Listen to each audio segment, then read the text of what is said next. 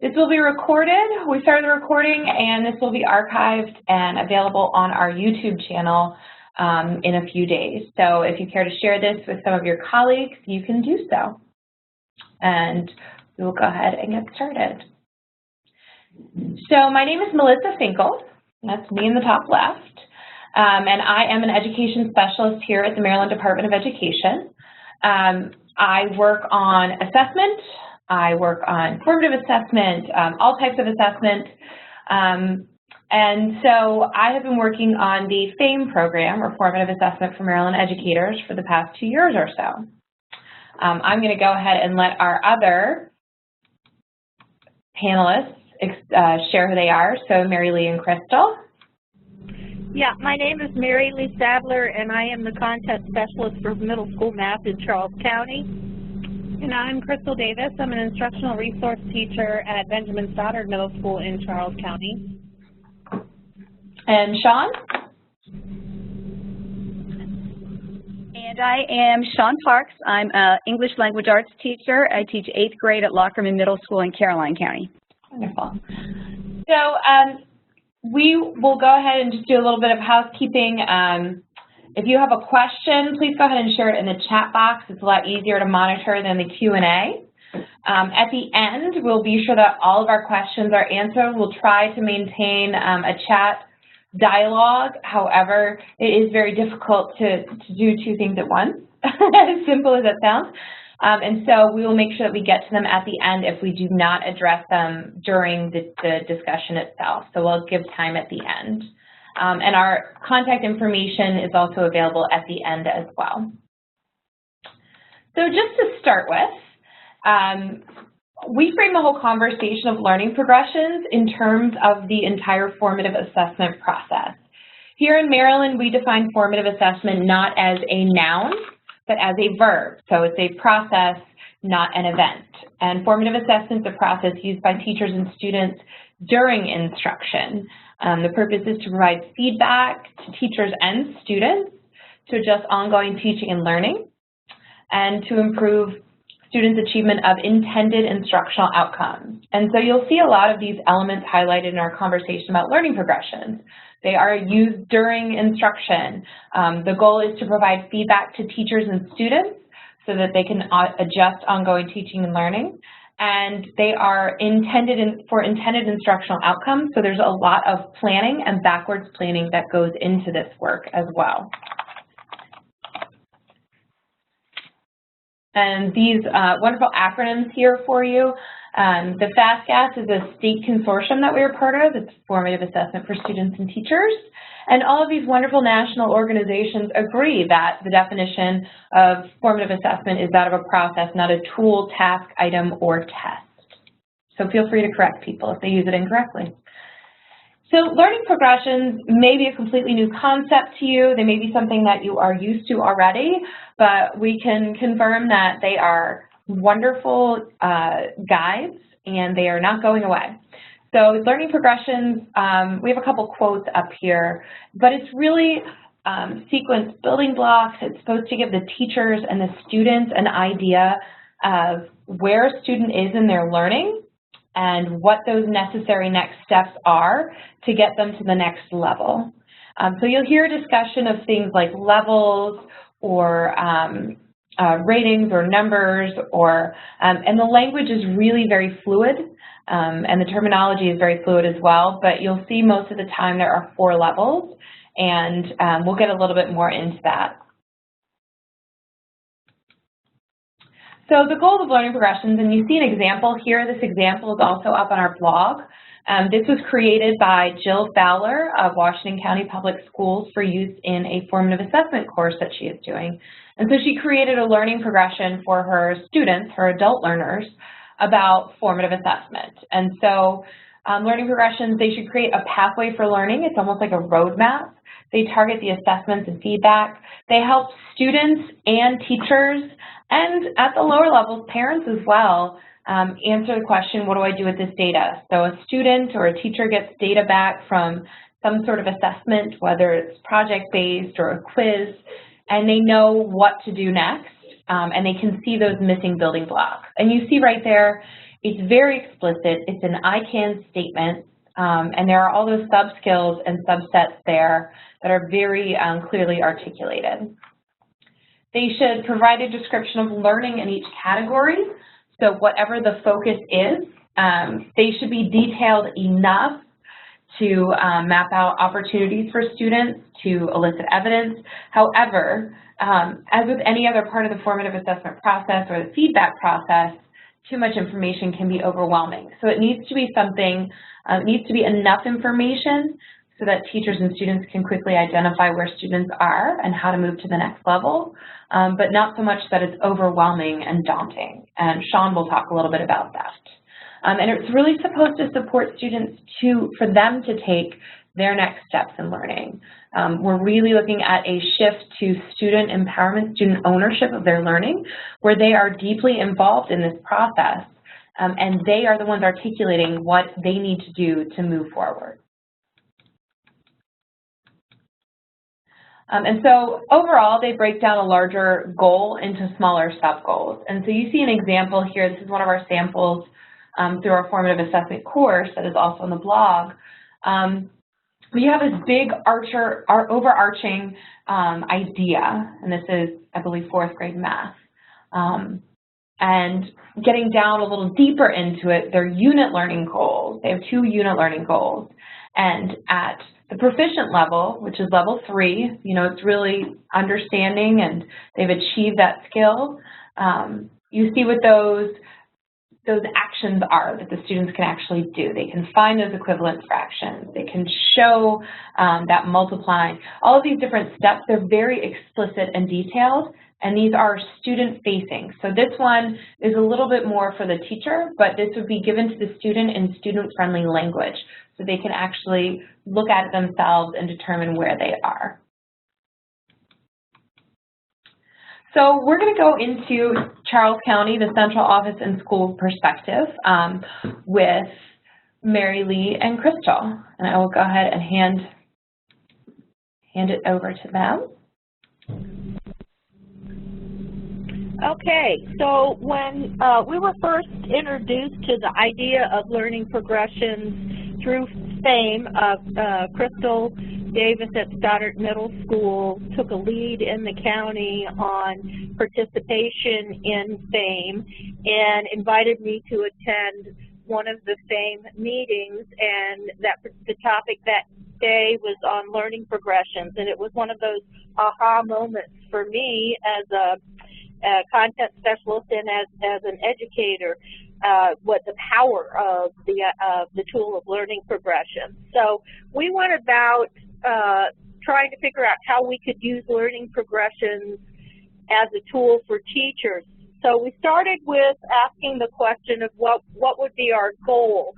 And we were really looking for tools that would empower teachers by giving them a deeper understanding of the college and career ready standards, a process for digging into and understanding those standards, where both teachers and students could get a better handle on what it was that they were supposed to be learning, as well as providing some sort of guiding documents to teachers that they could use during the planning process, both long range and daily. And then finally, a way to encourage students to take ownership in their own learning, understanding that what they were learning in class was impactful and was a building block on which to develop content knowledge. All that being said, we began the process as a collaborative endeavor, and we wanted to include classroom teachers in the process. We did not want this to be something that was top-down from central office to the teachers and to the schools. What we really wanted was something that teachers had ownership in and they saw the value of the process. So we formed writing committees at each grade level. We invited teachers from all of our middle schools to participate. So we had 3 or 4 teachers at each grade level that comprised the committees. And then we went through a very formal process of unpacking the standards, brainstorming what we thought was the critical knowledge and skills needed for each of the standards, and then identifying the different levels of knowledge and skill. And we used the process that was outlined in by Popham in his article about learning progressions, and that idea of identifying a level 3, a level 2, a level 1, or level 3, level 1, level 2, and then ultimately saying what goes above and beyond. We tried to limit the building blocks to 3 or 4 per level per standard. We felt like it was really important that we not overwhelm teachers and students with too much detail, and we didn't want the documents themselves to be overwhelming or all-consuming. Then we actually created the progression document and then aligned success criteria, which would be the I can statements that students would use, with the progressions document. We replicated that process for each standard that we unpacked, and we were very careful about really adhering to the process itself, because we didn't want to shortcut the process and as a result not create a document that was going to be useful and informative to our teachers. Having done that, we started with the unpacking process, and the first thing was we looked at a standard, and you can see in the PowerPoint that I have an example there of a 7th grade math standard for ratio and proportions. And we went through, and the first thing we did was we highlighted and color-coded the nouns and the action verbs. And that information really kind of laid the groundwork of what we thought were the critical ideas, the critical knowledge, and the critical skills that students would need to master in order to be proficient at this particular standard. From there, we were able to look at those verbs and nouns and what important information was given, and then develop the critical ideas or the major components of those standards. And then given those, you'll see the example there, there's 4 different ones. Under each one, we developed sub-skills or anything that we thought would be important to meet the needs of those critical ideas. And then given those, that's when we began the process of leveling them into, starting with our level 3, what they would need for mastery to be proficient.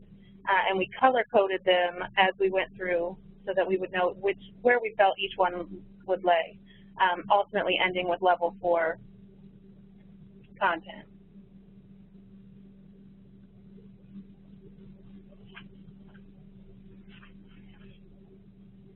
Melissa, I'm having a hard, oh, there we go. The last piece that we decided to add in were any student misconceptions that we had, and the questions that you see are those that we used as guided questions to make sure that we were hitting all the marks. What common errors students would make, what misunderstandings they might have, and when did we feel like those errors or misunderstandings would occur, and then why it's important that we even address these misconceptions at all. And those misconceptions are listed at the bottom of the learning progression. So the final part of this process that we engaged in was how are we going to implement the idea of learning progressions and success criteria in the classroom. As I said previously, we started by just having that initial participation in FAME. At the county level, we addressed the professional development for teachers by introducing the learning progressions and the success criteria to teachers, modeling the whole unpacking process, and actually have them participate in an unpacking process and brainstorming ideas so that they could see how these documents were developed and how teachers can use them to inform and improve instruction, and also how we can engage learners in the learning process. At the school level, our professional development is ongoing. It is a part of our regular practice in our content planning sessions, looking at the learning progressions and success criteria to develop both long-range and daily plans, and then helping teachers build their capacity related to the content standards. Also, one of the critical components that we're addressing at this point is how to introduce the success criteria to students in the classroom, and then how to incorporate it as a daily practice so that students are constantly looking at where they are in their learning and what are the next steps they need to take toward mastery or toward that level of proficiency. All of our learning progressions are published and available for each unit of study. They're linked to our curriculum documents. And one critical idea that we wanted to impart to teachers is the idea that they themselves have the flexibility and the freedom to modify the learning progressions. What we have provided for them is just what we thought was a model. Certainly welcome to use the progressions that we had provided to them, but they also have that flexibility of taking those learning progressions and breaking them down into smaller components, just using them whatever best fits the needs, what their needs are and what the needs of the learners in their classroom are. And the next segment will include a video from one of our 6th grade teachers at Benjamin Stoddard, Ms. Sequist. And she's going to be focusing on more of how to incorporate the success criteria that go along with the learning progressions into the classroom. She's very specific, and she did break down the learning goals or learning progressions that were given by the county into her own format in the classroom.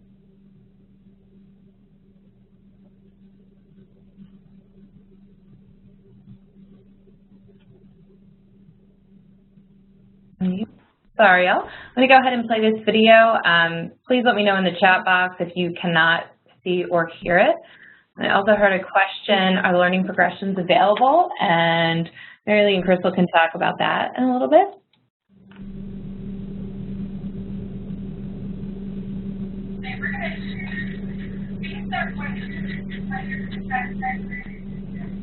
On your desk, you should have your warm-up on one side, and on the other side, I'd like to have this paper that we did yesterday, the independent work on double rubber lines. Now what you're going to do, one on one side, one on the other, is as we go through these possible mistakes, I want you to flip open and actually look at your work to decide which mistakes we made and what you are to focus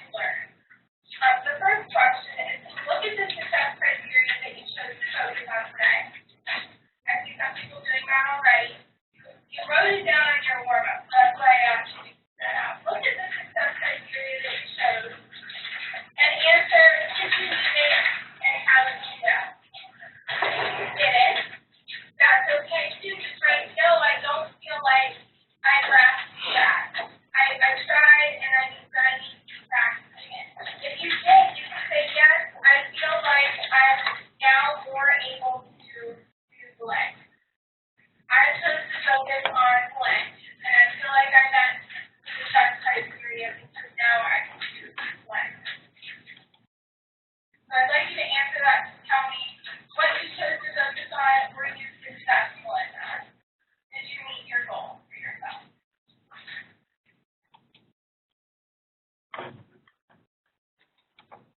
Okay, Crystal, you want to tell us just a little bit about that class? Sure, that is a 6th grade on-grade level class. There are different groupings of students in there. There's a higher level group, a lower level group, and then 2 medium level groups in there. And what we found is that through introducing learning progression, success criteria, and learning goals, it gave everyone a level playing field and allowed everyone to enter at their own point in whatever level progression they were at. So yeah. Thank you. She's only, Miss Sequist is only a 2nd-year teacher at Benjamin Stoddard, and she is in the cohort 2 for FAME at Benjamin Stoddard as well. So she's just learning to implement all of these structures into her classroom. Great. Before we move on, does anybody have any questions they would like to ask before we go to the Caroline County portion? Go ahead and type them in the chat box.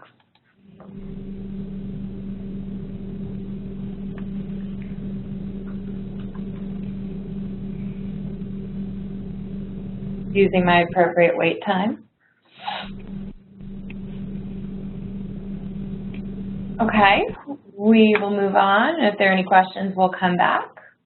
Oh, Melissa, can I just say one thing, that we did share the learning progressions for the 7th grade ratio and proportion in the success criteria, and that's part of the documents that are shared at that link that was provided earlier.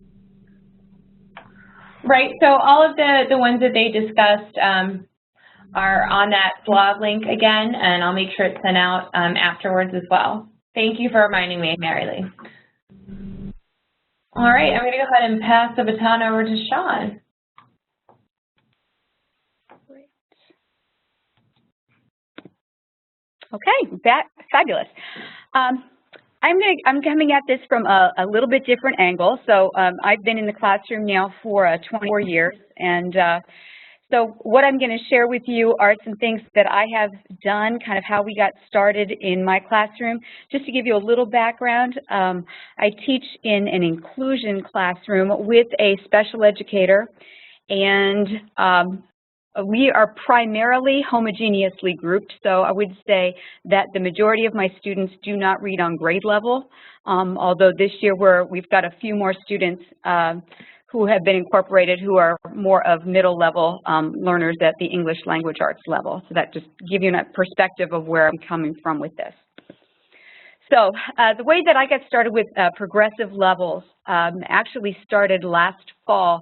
My co-teacher and I were given an opportunity to attend the Maryland Assessment Group Conference down in Ocean City. One of the keynote speakers at that presentation was one of the directors of the PARCC testing, and during her presentation she spent some time talking about how the score reporting was going to be coming out. And I was really interested to hear that she was going to be, that they were going to be releasing the scores on a 5-level system. I've been doing some thinking for some time about how to get my students to see that learning is not just like an end goal. They think if they've managed to complete a task that they have finished the learning instead of seeing how it continues to progress. So in my mind, I had been trying to figure out how I could show them the difference, you know, this is where you're at and this is where you need to go. So when she brought up this point about the fact that the scores were going to be coming out on this leveled system, that seemed to be something that I thought maybe I want to play into that so that my students would be prepared not only when the scores come out, but just to start getting them to think about their learning progressively rather than just as an end piece. When I returned back to school after that, I had been participating in the Formative Assessment for Maryland Educators cohort here at Lockerman, and the progressive level component came up, and that kind of dovetailed with what I had heard about at the MAG conference. And so my co-teacher and I had already started to put some ideas into place, but it seemed to go together perfectly with the progressive level component. So you'll see how that kind of played out in our classes here. So in thinking about this and hearing about this and kind of rolling it around in our own minds, we started to see what the impact could be with our students. The first was obviously to familiarize them with what was going to be coming for PARCC, to get them to kind of buy into that a little bit and to see what the scores, the kind of impact the scores were going to have on them. We also realized that doing it this way and kind of looking at progressive levels was going to help us to adjust that mindset from here's the end to, wow, you know, here's how I can continue to learn, instead of just I finished the assignment my teacher asked me to do. That also gets into the area of grading versus mastery and progression, which I'll talk about in a little bit. We also realized that that would help us target our teaching towards a specific skill rather than just trying to kind of cover everything at once. And the thing we were most excited about was the ability that this would provide us to be able to place more accountability on our students for their own learning. So the way that we got started was, and again, kind of playing off of the PARCC assessment, was they were going to be having 5 levels. So we were trying to think, okay, how could we, you know, match that in the classroom so that it would be something they would be hearing more often. So we decided to break ours down, not knowing how they were going to break it down exactly yet for PARCC. We decided to go with a 5-level system, with the introductory level being the level where they would need 100% support. They would just be hearing about a topic for the first time. The beginning level would be where it would be mostly teacher-driven, with them starting to try skills on their own. At the emerging level, they would be taking a little bit more accountability, a little bit more ownership, but again, still walking side by side with the teacher for support. At the developing level, we kind of consider that the area where they're pretty much on their own, but there might be specific skills or specific pieces that they're missing where they would still need a little bit more instruction. And then at the mastery level, and the way that we explain it to our students, at the mastery level, they could stand up and teach the skill to the rest of the class. So we tried to figure out what the best vehicle was going to be for that, and what we came up with, my co-teacher and I, were what we call progressive level charts. And we tried to, in our grand scheme of thinking, we thought, well, maybe we should do this for each one of our standards in English language arts. And within those standards, we wanted to focus on different areas, so we're going to call those our areas of focus. And then within those areas of focus, we break it down into little bite-sized skills where we see the students' need as it relates to the standards, but also where we also have seen in the past and where we predict that the kids are going to probably struggle a little bit.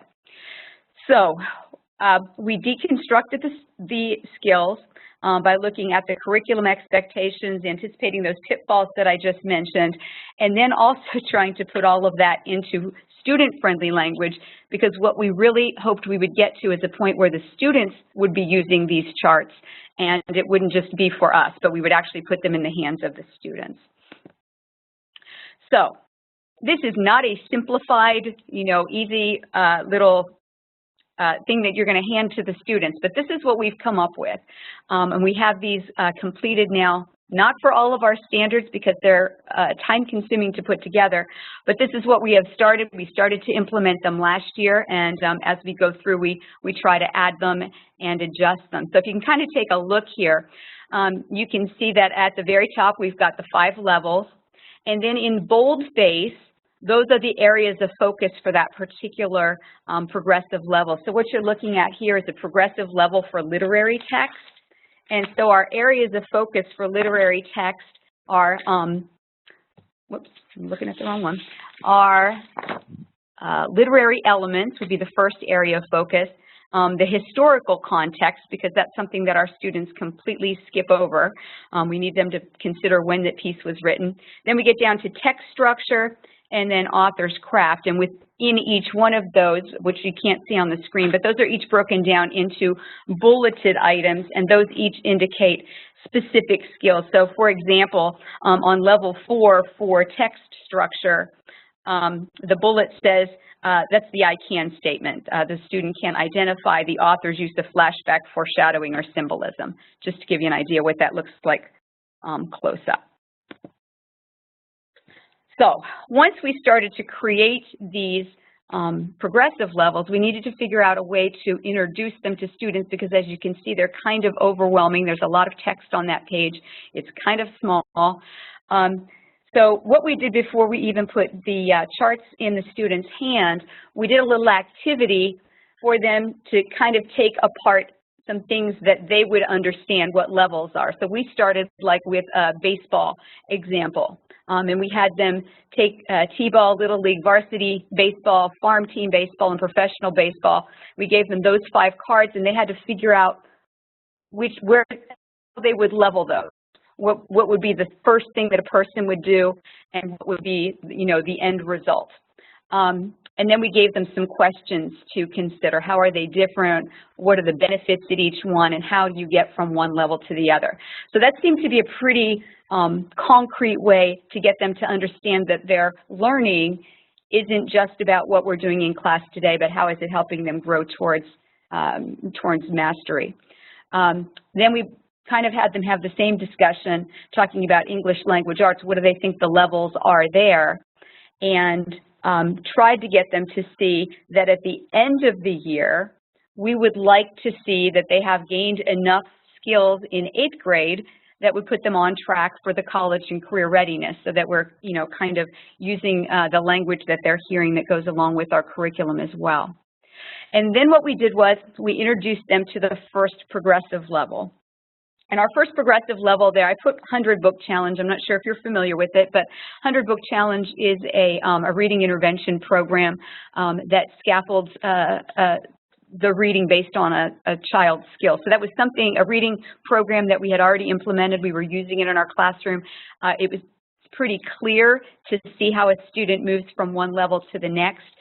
So we were able to provide them with one of our learning progressions that helped kind of break it down for them and see it, all at one point. All right, so the next thing we needed to do was we needed to teach the students what the different levels were. And so this is just an example from our character development, which was, it's under one of our literary elements. And this shows you how we break it down at the introductory level. A student who is just learning it is going to learn how to just identify who the main characters are.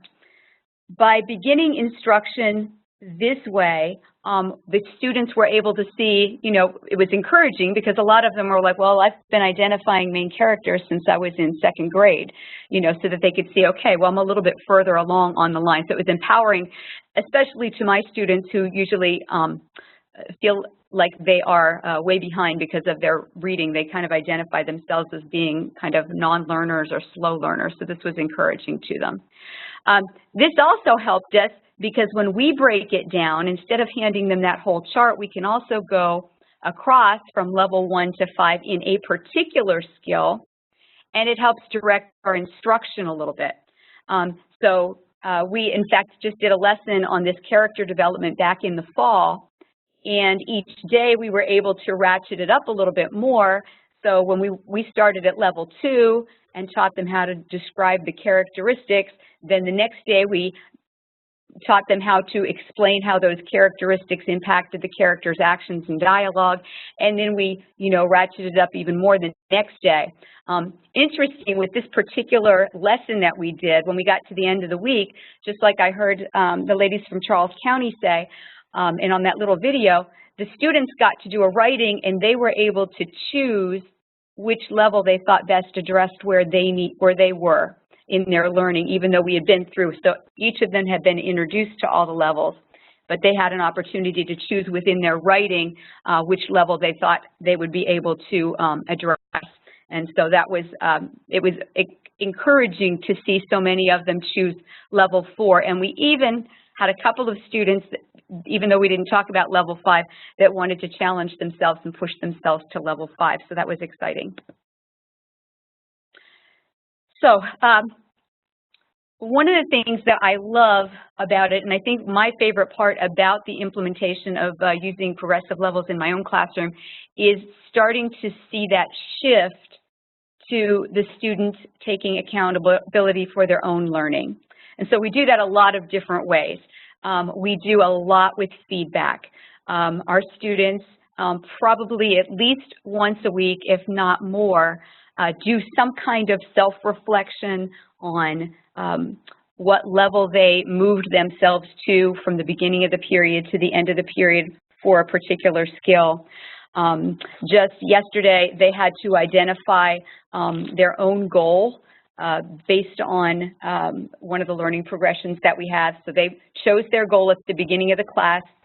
They shared it with their table mates, and at the end of the class, their table mates had to give them some peer feedback on whether or not they had evidence about whether or not they had met their goal. For example, several of my students have identified that ignoring distractions is a problem for them when they are reading.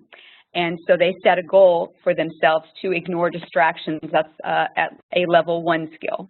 And so at the end of the class, their classmates, their table mates, had to give some evidence about whether that person did in fact ignore distractions while they were reading, or whether they did not meet that goal and they were still having trouble with that. So it was kind of, it's wonderful to have them be able to sit and take accountability for themselves, but also to be able to support each other. Also, for my co-teacher and I, it's really a much easier way to provide feedback, because our feedback now, and if you're in the same cohort, you know that the feedback needs to be descriptive, but it needs to be purposeful and specific. And using those progressive level charts, it's very easy to point to a skill and to be able to say, here's the evidence that I saw, and you were able to accomplish this skill based on the evidence that I have for you. So we've introduced something this year that's called Glow and Grow format for feedback. It needs to be specific, helpful, and kind. And we do it both ways. We do it verbally. Sometimes we'll just give a glow feedback at the end of the class, or sometimes we'll provide written feedback. We'll be doing a Socratic discussion this coming Friday. They'll be using their progressive level for speaking and listening, for collaboration and comprehension. And so the students will be setting their own goal for what they know they need to work on in that particular area, and they'll be getting some written feedback from a classmate, and they'll also be getting written feedback from the teacher about how well they met that goal and maybe where they should consider moving to next. So it's been wonderful. Goal setting has been a big part of our class, allowing them to have some input in choosing their own level has given us an opportunity to see them have a little bit more buy-in in the class. And they are starting to realize that when they're picking their goals, those goals need to be addressing an area of weakness that they had prior. I think we have a video here that's going to give you an opportunity to see. These are last year's students, but this is when we were just at the beginning stages of having them talk about what their weaknesses were and setting their own goals. Okay, I'm going to go ahead and share my screen.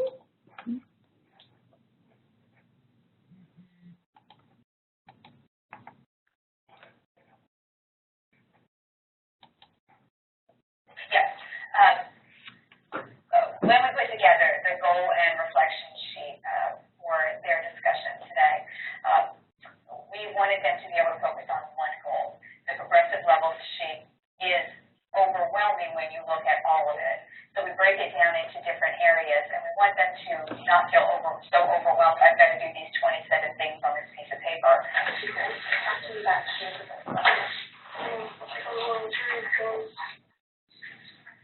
I do all these work as I learn because I'd be on this card. Okay, so you're sticking right at that, like it says borderline here, right?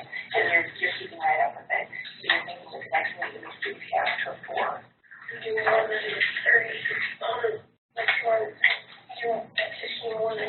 yeah, getting ahead. And I would even say at this point, maybe even 10 ahead would be enough to show.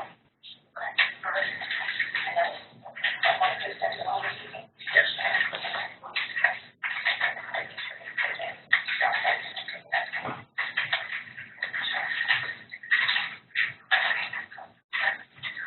Sometimes when we say our goals out loud, it helps us to remember them and to really focus on them. So turn to your thinking partner, tell them what your skill and what your goal is.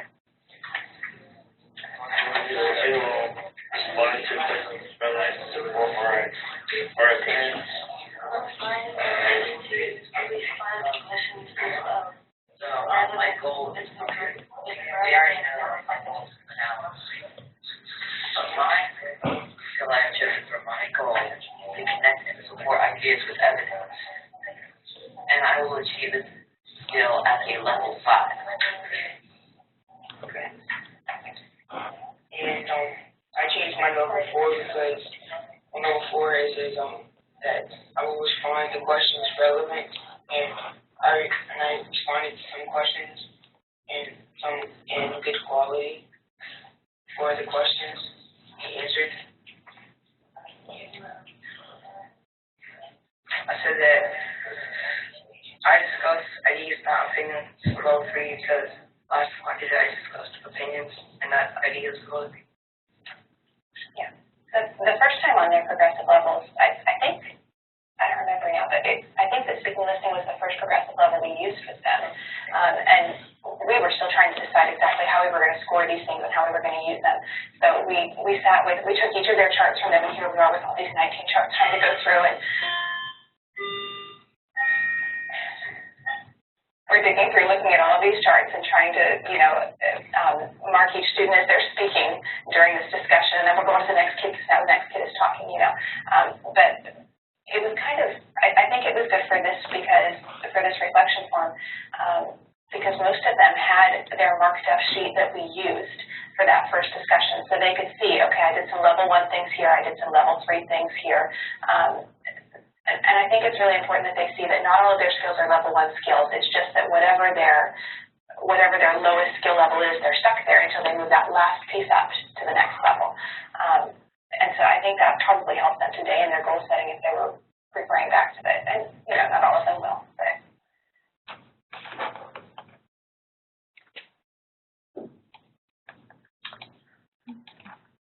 And Sean, do you want to just tell us a little bit about, what the experience was like with the two of you? I mean, this just as an educator, this is a great example of true co-teaching. Yes. We're trying to figure out a way to be able to make this purposeful for the kids, but also manageable for us for the two of us as teachers. So, and wanting the kids to be able to take this accountability. They're going to be going to the high school next year, so they're going to need to be a little bit more independent than what they are when they come into the beginning of 8th grade. So for the two of us, it's wonderful because we both are passionate about these using these progressive levels and being able to kind of bounce ideas off of each other. My co-teacher, Andrea, is wonderful for being able to also kind of figure out, like, where are the holes, where are some of the places that the kids are going to struggle, and being able to put that into a progressive level, and at the same time, making sure that we're keeping the standard, at an 8th grade level so that the kids are, reaching up. They've got a little bit further to go than some of their peers in the other classes who are already reading on grade level. So with the curriculum in our hand, but also knowing our students and knowing what some of their strengths and weaknesses are, we're able to put these together.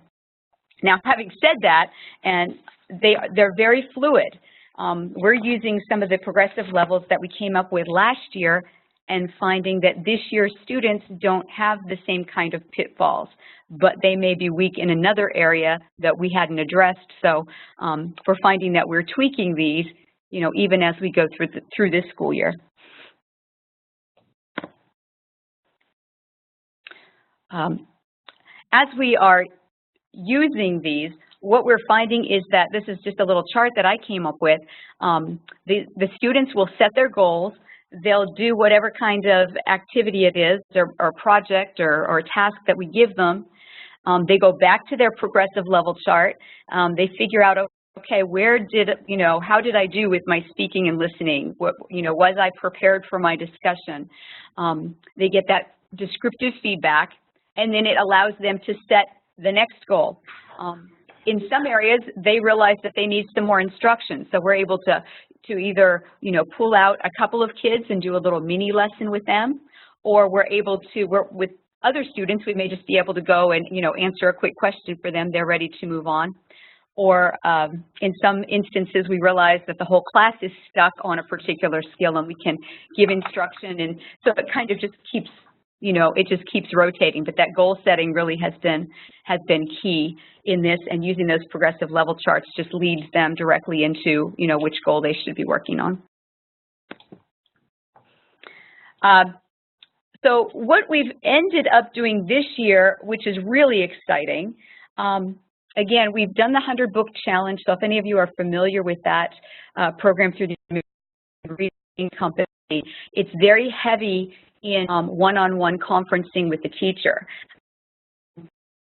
So while we really love and appreciate that, we just don't have the luxury of that kind of time to be doing that with the 100 Book Challenge program.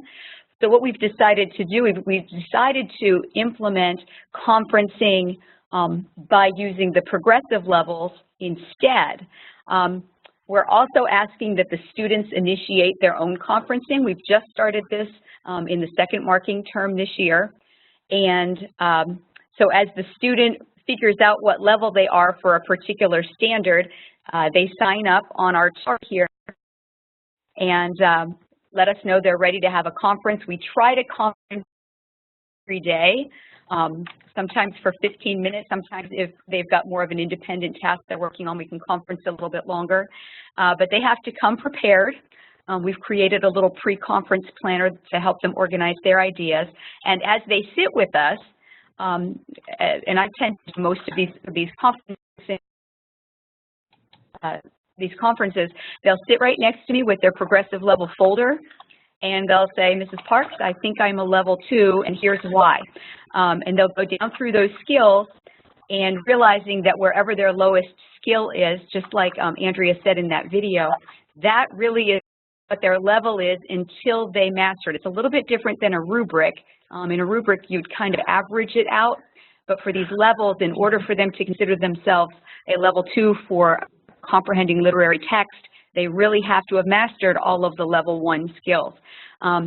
So they sit down with us, they have to provide their evidence, so that we've created data folders for them. They choose what work and what samples go into their data folders, and they'll sit down and they'll talk to us. I'm a level 2 for conventions of standard English because I keep forgetting to capitalize my letter I, and when I went back and looked at my writing, I realized when I use the pronoun I have forgotten to capitalize it 3 different places, and I need to be able to do that consistently in order to be at a level 3.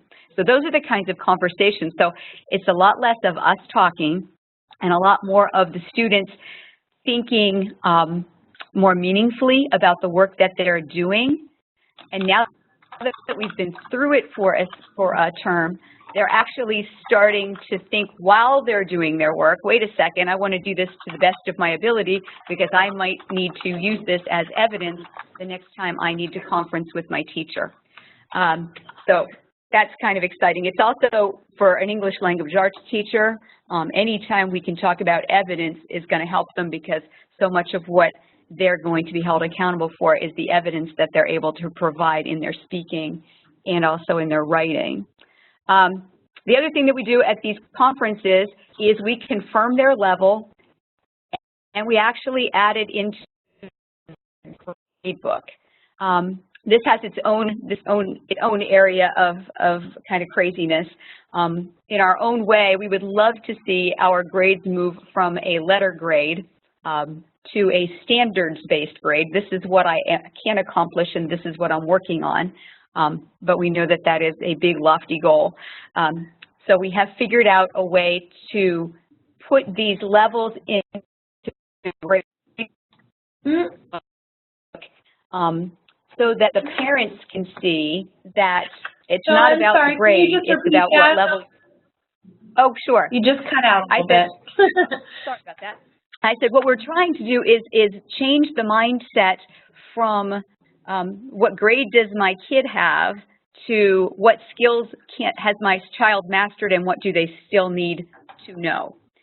So we've put it into the grade book so that the parents are starting to see it and they're starting to ask some questions. And we can then have real specific conversations with parents about this is where a child is, this is what skill they're working on, this is the goal they've set for themselves, and this is specifically how you can help them. So that's been really exciting. A little frightening because as they're learning, their levels obviously are low at the beginning, levels 1s and 2s. But it's wonderful to be able to, you know, have the child be able to sit and tell the parent, this is what I'm working on, Mom. I need to work on mastering this skill, and then I will move to the next level. So listening to the kids talk about their own learning has been really exciting. And these goals are their next steps. So, you know, they're deciding, okay, I really need to work on this. So some students in let's say in conventions of standard English are really working on writing complete sentences, where another student says, you know what, that's not what I want to focus on. I really want to get this getting punctuation marks at the end of every sentence is where I keep, you know, falling down. So this is what I really want to focus on, and then I can move on to the next thing. So that's been really exciting. Let's see. So just very quickly, the way that we've broken it down, because I anticipate questions about grading with levels and things like that, if we didn't have to assign it a grade, that would be fabulous. I would love to be able to talk level 1, 2, 3, 4, and 5, but you know, as a teacher, I have to assign some kind of grade. So this is kind of how it's rolled out based on their conference and based on the evidence that they can provide to us. So now that we're in the second semester of using conferencing, we will have students sign up. And in fact, I have a few students signed up to conference tomorrow because they realize that they have gone from a level 1 to a level 2, and they now have evidence to share with us. So they can real quickly come up, this is my skill, this is the goal I had chosen for myself. Here's my evidence that I have mastered it, and it's now consistent, and now I'd like to set a new goal. And when they do that, we will, you know, we go ahead and change their level, change the grade, and that begins to show progress, which is what we're trying to get the students to see. As we have been growing this process, we have provided some resources now for our students. So every student at their desk now has a progressive level folder. The progressive level folder has all of the charts. So we have a progressive level chart for independent learning, because a lot of what holds our kids back is they don't know learning skills, even above and beyond English language arts. They just don't understand that there are certain skills that independent learners have. So we're working on that. So yesterday we took the progressive level charts out, independent learning, find the skill that you're working on, and that's, you know, kind of guided what the work was that we were doing yesterday. They have their data folders that have their evidence in it. They keep all of their feedback in there. They're allowed to choose what goes in there and what doesn't go in there. We're trying to come up with a way for the students to make a decision about what's good evidence for each of the particular progressive level standards that we're working with. And then they also have a reading composition book that they can use. It's kind of like an interactive notebook that I'm sure you're familiar with, and that's where we do most of our work. We've kind of gotten away from binders and into these interactive notebooks, and they can use those to provide evidence about their reading comprehension, about their conventions of standard English, about their researching and their note-taking, their thinking, their independent learning. So it covers a lot of areas. The other thing that we've done for the students just recently is we've provided for them what we call a progressive level tracker. So they can keep on one sheet of paper in their data folder, these are my areas that I've conferenced on, these are my levels. Those little Post-it notes that you see there in that bottom picture are their 2 goals that they've set for themselves, and once they've mastered those there's the place at the end of that chart for them to, write down, this is the date that I think I've mastered it, and I've already signed up for my next conference. So it's just a kind of an organizer for them. So basically, the takeaways that I have after working with this for a little over 12 months now, it does require a lot of education. There's a lot of front work that has to be done with the students and repetition for the students to get them to realize that it's not about, okay, I'm just a level 2, I'm always going to be a level 2, but to help them understand that here's exactly what I need to do. I can move myself from a 2 to a 3 once I identify this goal. The other thing, creating these progressive level charts, as you can see, they're pretty extensive.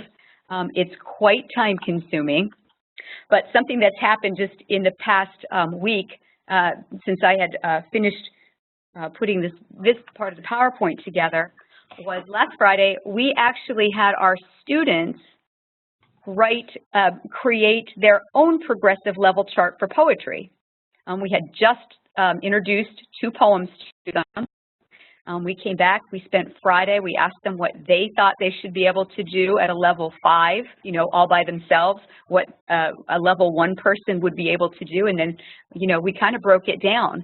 And that was such a powerful lesson that day. It was something that just kind of came up, naturally. We kind of went with it, and so we were able to hand them on Monday morning the progressive level that they created. It was also really wonderful for us as language arts teachers to see which part, they didn't even consider that figurative language would have anything to do with poetry. So we were able to add that piece in and then have a discussion about, figurative language is a key part of poetry, and so we've got to be able to include that as an area of focus. But that was really awesome to see the work that went into it, and they actually were able to create a progressive level chart a lot faster than we were. It does push the conversation about grading. So, that's come up. It comes up in our FAME cohort quite frequently about moving more to standards-based and rather than letter grades. That's not something as classroom teachers we're going to be able to change.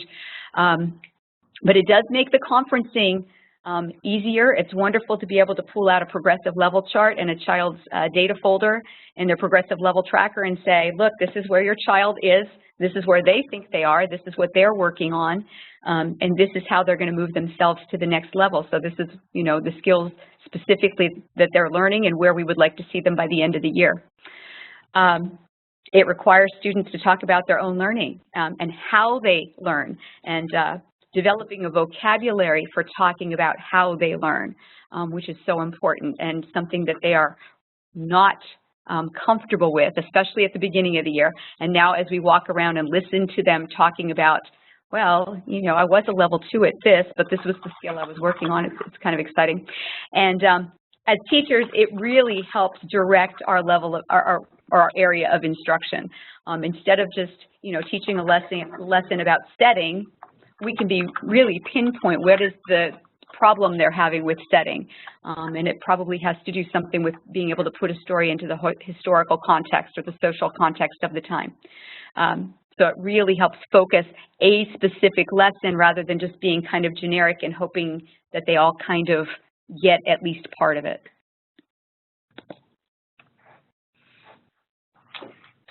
Okay, so I'm going to open it up. If anybody has any questions, now is the time to ask. You can type in the chat box, and I'm going to go ahead and unmute everyone.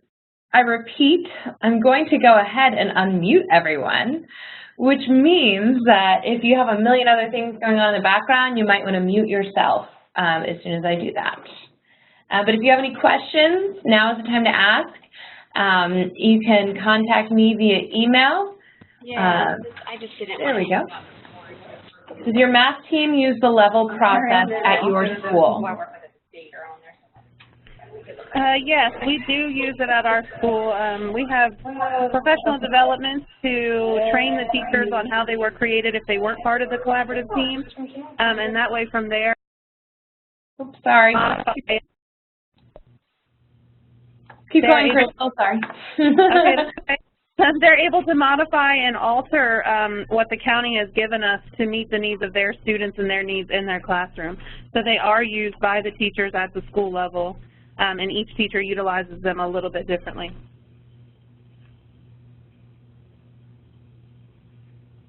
Great, thank you. Do you have any other questions? Okay, well, again, all of this information is available at our blog. If you would like me to put you in contact with Mary Lee, Crystal, or Sean, I'm more than happy to do so. We also have those videos up on YouTube, on our YouTube channel, and we are very active on Twitter as well. So if you are into Twitter, please follow us. And thank you guys for attending. If you think of anything else, please go ahead and follow up, and this will be posted on our YouTube channel by next week at the latest. Thank you, guys.